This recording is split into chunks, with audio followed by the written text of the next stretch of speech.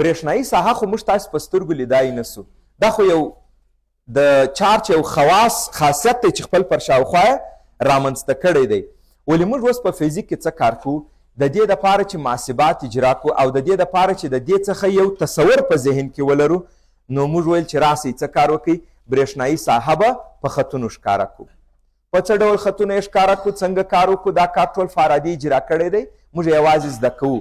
او په کم قرارداد چې د دې خطونو دپاره یا کم هوکړه چې په دې خطونو د جوړښت دپاره فزیک پوهانو خپل ترمنځ کړي او د فارادي ټول مسایل یې منلي، که په هغه اساس د کاغذ پر مخ کار کوو، په عمل کې ورته نتیجه لاسته راځي.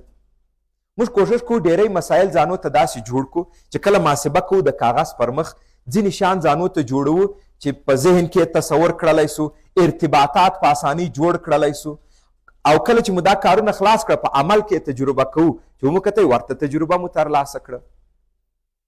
نو دا په دې خاطر دی چې ځینې مسایل موږ تاسې ځانو ته اسانه کړو. که نه نو برېښنایي ساحه په سترګو ښکاري نه، اما اغېزه یې موږ تاسې تجربه کړې ده. څنګه؟ یو چارج لیرې و، بل چارج مې دلته ورته رانږدې کوي، تماس کې مې نه دی راوړی، پر ده قوه راغله، نو ما ویل چې د پر شاوخوا ساحه موجوده ده. اما هغه خو ښکاري نه په سترګو، هغه خو رنګ و بوی و شی نه لري نه برېښنایي ساحه. اوس مې څه کار وکړئ؟ زه چې کله په برېښنایي ساحې کې کار کوم، دا خو ښکاري نه په سترګو، زده مې کوي چې پر امتحاني چارج د وارده قوې مقدار دی، د یو ویکتوري کمیت.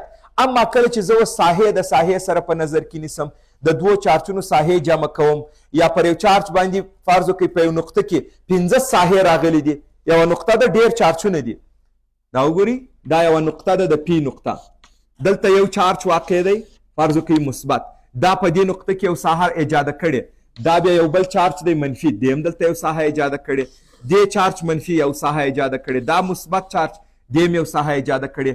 اوس که زه وایم چې په دې نقطه کې څه ډول خالصه ساحه موجوده ده، نو دا محاسبات به ماته ډېر ستونزمن وي که چیرې زه ساحه د کاغذ پر مخ په یو شکل باندې مجسم نه کم ځان ته. نو موږ اوس راځو د برېښنایي ساحې خطونه. دا ټول څه دي؟ دا ټول یو منل سوې مسله ده چې راسئ په خطونو باندې یې ښکاره کړو. برېښنایي ساحه موږ تاسې په خطونو باندې ښکاره کوو، تاسې د دې خطونو کیفیت زده کوئ. دا څه ډول یو خطونه باید وي؟ زه اول د یو تنایي چارج دپاره درته ووایم. د تنایي چارجونو لپاره دا باید داسې یعنې خطونه وي، د تنایي چارج دپاره دا باید داسې خطونه وي چې د چارج له مرکز څخه را بهر سوي. دا فرض وکړئ یو چارج و، دا یو چارج دی، دا وینئ برېښنایي ساحه مو په خطونو باندې ښکاره کړې، او دا ټول خطونه څه نومیږي؟ شعاعي خطونه، ځکه دا ټول د مرکز څخه راوتلي دي. دا زموږ تاسې په راتلونکو ډېریو موضوعاتو کې دا پکار دي، بس دا خطونه رسمو. دا سو شعاعي خطونه. دا خطونه لوری هم لري، مګم څنګه لوری لري؟ که چارج مثبت وي د دې خطونو لوری د چارج څخه د باندې طرف ته، او که دا چارجونه منفي وي د دې خطونو لوری چارج داخل طرف ته.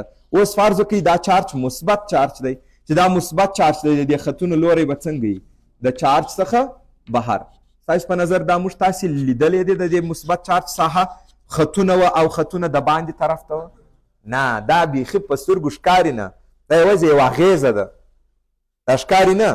ولې موږ تاسې د ځانو دپاره چې درسونه یو د بل سره ارتباط ورکوو او محاسبه کوو او موضوعات تحلیلوو، دا موږ فرض کړله په همدې شکل باندې.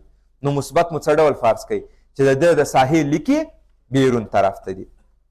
اوس نو دا وګورئ په دې شکل،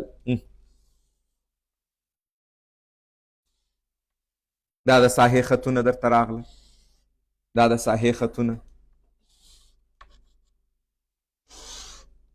او چې چارج مثبت وي دا ټول خطونه به په کم طرف وي؟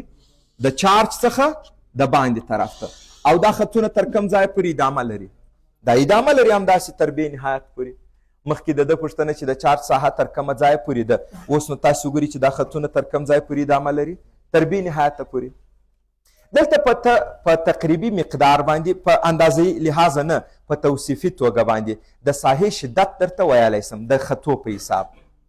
مقداري نه پیدا کېږي، مقداري خو هماغه فورمول و. توصیفي توګه باندې څنګه؟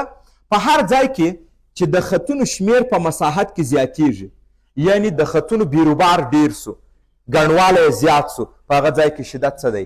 زیات. اوس تاسې وګورئ دلته زه یو مساحت درته په نظر کې ونیسم، دلته یې درته په نظر کې ونیسم یو مساحت دی. دلته وګورئ څو خطونه دي؟ 1 2 3 4. همدغه مساحت که چیرې زه دلته په نظر کې ونیسم، اوس وګورئ څو خطونه راغله، هغومره مساحت 2. اوس چې څومره تاسې دې خطونو ته ادامه ورکئ، تاسې دې خطونو ته ادامه ورکئ، متوجه یاست چې خطونه سره لیرې کېږي، نو په مساحت کې به خطونو شمیر څه راسي؟ کم. اوس که تاسې دا په دې ځای کې په نظر کې ونیسئ، دا خو موږ تاسې دومره رسم کړي و، نور خطونه خو هم دي. او اوس که په دې ځای کې ونیسئ، اوس څو خطونه راغله؟ 1 دانه. اما هغه دلته اوس څو وه؟ 3. او دلته 1 2 3 4 5. نو د خطونو شمیر کم سو که نه؟ او هر څومره چې تاسو دې ته ادامه ورکوئ دا چې په مساحت کې د خطونو شمیر کمیږي، مطلب یې څه راځي؟ شدت کمیږي. په دې رقم په توصیفي توګه به د ساحې شدت ووایو، اما دا خو یو مستقیم مقدار تاسو ته نسي بیانولی. نو یوه بله خبره، یو مسله تاسو زده کړه چې خطونه باید څه وي؟ شعاعي. وایاست د شعاعي څخه مطلب څه دی؟ یعنی دا باید د چارج له مرکز څخه را بهر سوي وي. او بل مسله د شعاعي څخه مطلب څه دی؟ دا خطونه یو بل نه قطع کوي. او دا خبره صحیح ده چې کله دا شعاعي وي یو بل هیڅ کله دوی نه قطع کوي. او د خطونو شمیر په واحد مساحت کې، د خطونو شمیر په واحد مساحت کې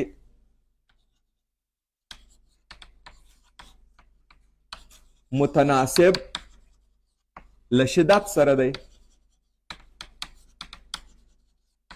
دا تاسو ته شدت نسی درکولی دا جمله، اما دا جمله تاسو سره کومک کوي چې په کوم ځای کې تاسو تحلیل کوئ نو په دې رقم باندې په اسانۍ تحلیل کوئ.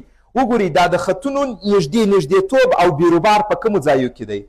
چارج ته نږدې سیمه کې، لیرې کې څه خبره ده؟ خطونه سره لیرې کېږي او بیروبار یې کمیږي، نو په دې ځایو کې شدت څه دی؟ کم. او چارج ته چې را نږدې کېږي شدت یې څه دی؟ زیات.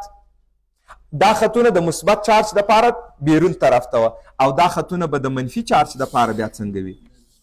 د منفي چارج دپاره به د دې خطونو لوری داخل طرف ته وي.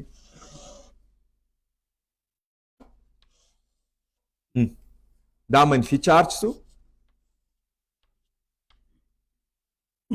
نو د خطونو لوری به څنګه وي؟ داخل طرف ته. یعنی د برېښنایي ساحې خطونه منفي چارج ته داخلیږي او له مثبت چارج څخه بهر کیږي. مثبت چارج څخه داخلیدونکی خط وجود نه لري، د منفي چارج څخه بهرېدونکی د باندې تلونکی خط بیخي وجود نه لري. دا ما تاسو ته دوی په تنهایي توګه وویل، یعنی دا په انفرادي توګه یو منفي چارج و، دا په انفرادي توګه یو مثبت چارج و، دا خطونه درته راغله. اوس که چیرې دا چارجونه نږدې یو د بل سره واقع سي، لکه ډایپول غوندې یو شکل وي، دا وګورئ که دا رقم وي بیا څنګه خطونه رسموئ؟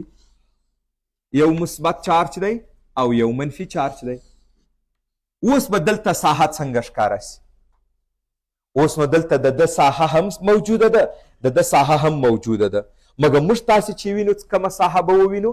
د دواړو ګډه اغیزه به ووینو. نو هغه به داسې یو شکل وي، تاسې وګورئ دا خط به داسې رسم کم او لوری به یې کوم طرف ته ورکوئ؟ دا وګورئ د مثبت څخه بیرون طرف ته او د منفي څخه منفي ته داخل طرف. دا داسې بل خط راغی. دا خطونه مستقیم نه دي، دا خطونه د یو انفرادي چارج دپاره مستقیم دي، اما د چارجونو لپاره مستقیم نه دي. د دې دپاره څنګه دي دا خطونه؟ ټول مستقیم خطونه دي، ټول، اما په دې حالت کې مستقیم نه دي درته راغلي. دا وګورئ په دې شکل. خو زه چې کله دا رسموم کوشش کوم چې د دې څخه را بهر کېږي هم دا شعاعي وي او دلته چې دا خط داخلیږي هم دا څنګه شکل ولري؟ شعاعي. یعنې زاویهګانې باید دلته ټولې څو درجې راسي؟ 90.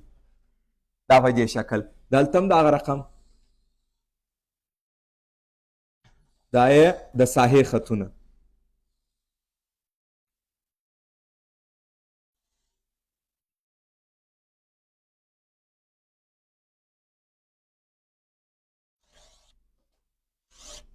دا نور هم همداسې یعنې حلقه تکمیلوي راځي، خو زه بیا اوس په دې شکل درته رسم کوم. او دلته هم په همدې شکل باندې دا د دوو چارچونو یو مثبت و یو منفي داسې یو ساحه ایجادوي. اوس تاسې ما ته ووایاست تر ټولو زوروره برېښنایي ساحه چیرې؟ بلکل مثبت و منفي چارچونو مو که ودرلوده نو تر ټولو قوي ساحه به په کوم ځای کې تاسې پیدا کوئ؟ د دواړو چارچو په منځ کې. وموندئ چې هغه مقدار موږ ته نه وایي، اما ځینې ځای کې تحلیل دومره راته اسانه کوي. دا جمله مو اوس ذهن ته راله چې د دې ګټه څه وه؟ دا خو تا ته مقداري نسي بیانولی چې دومره نیوټن پر کولم به، اما کله چې ته تحلیل کوې دا جمله دا هم ستا سره کومک کوي. مثبت و منفي منځ کې به د ساحې شدت تر ټولو زیات پیدا کوي او د باندې ځایو کې به څنګه مسله کم وي. ته اوس تاسې ما ته دا ووایاست که چیرې دواړه مثبت وي اوس به څنګه راسي؟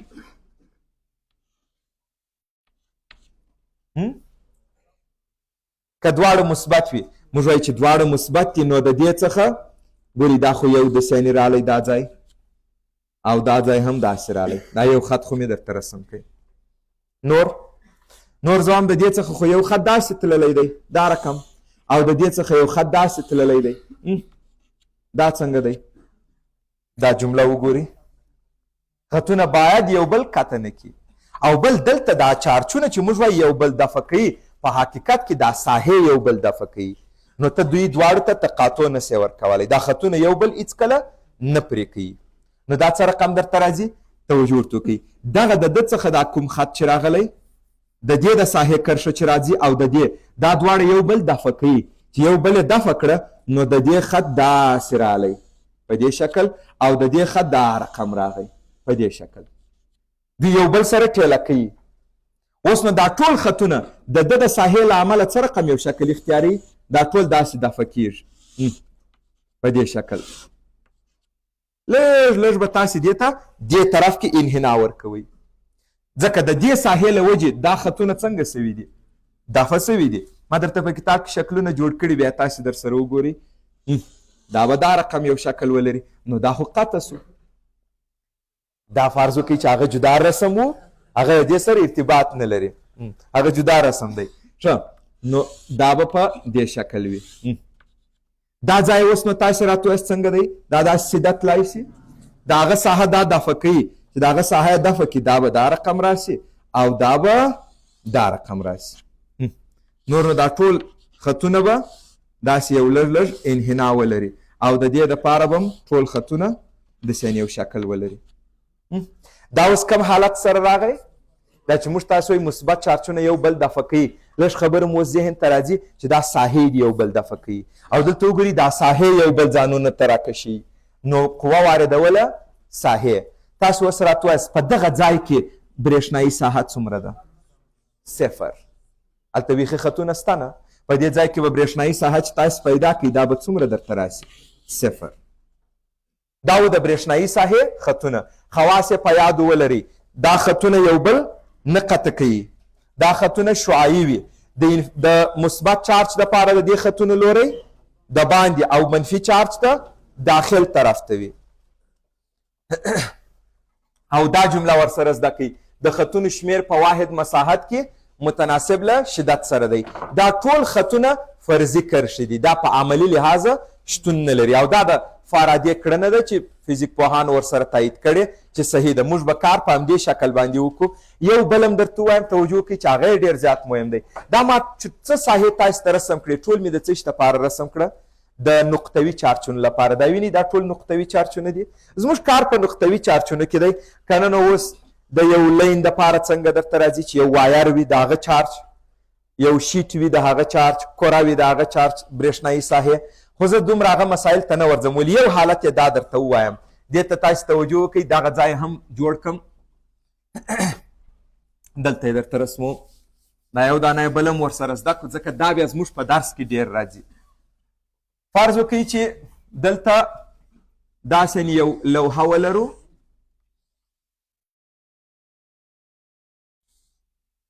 دا یوه لوحه ده او د دې لوحې مخ ته مو یو بله لوحه واقع کړې.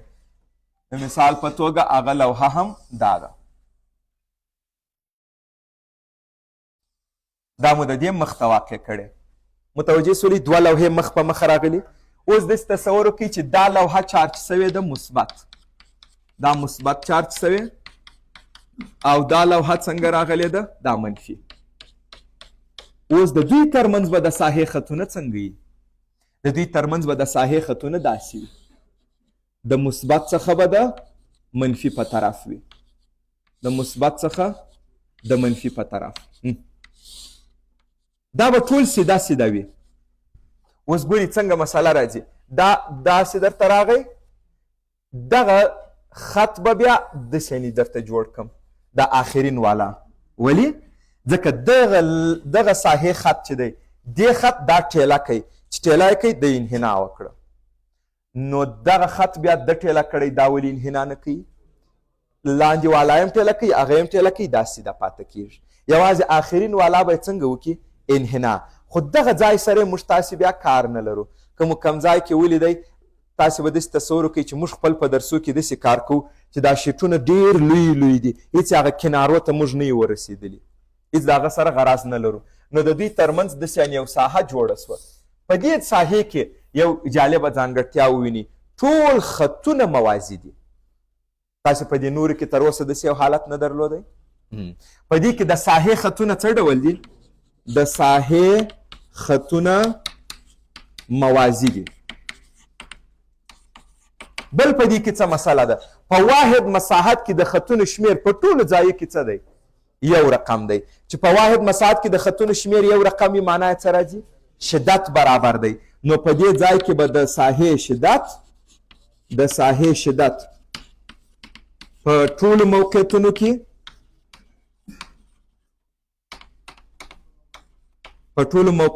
کې د لوحو ترمنځ ثابت وي. یعنی مثال که په A نقطه کې شدت و 10 واحده، په B نقطه کې به شدت څو وي؟ 10 واحده. په D نقطه کې به شدت څو وي؟ 10 واحده. په F نقطه کې شدت 10 واحده. او خطونه ټول په خپلو کې څنګه راغلي دي؟ موازي. داسې ساحه په فزیک کې د منظمې ساحې په نامه یادیږي. زموږ تاسې راتلونکي څو درسونه دي، موږ په منظمه ساحه کې چارجونه په نظر کې بیا نیسو. په منظمه ساحه کې په تعجیل راولو، په منظمه ساحه کې پوتنشیل محاسبه کوو، دا کارونه بیا کوو. نو دې ډول ساحې ته به بیا څه نوم ورکوئ تاسې؟ منظمه برېښنایي ساحه.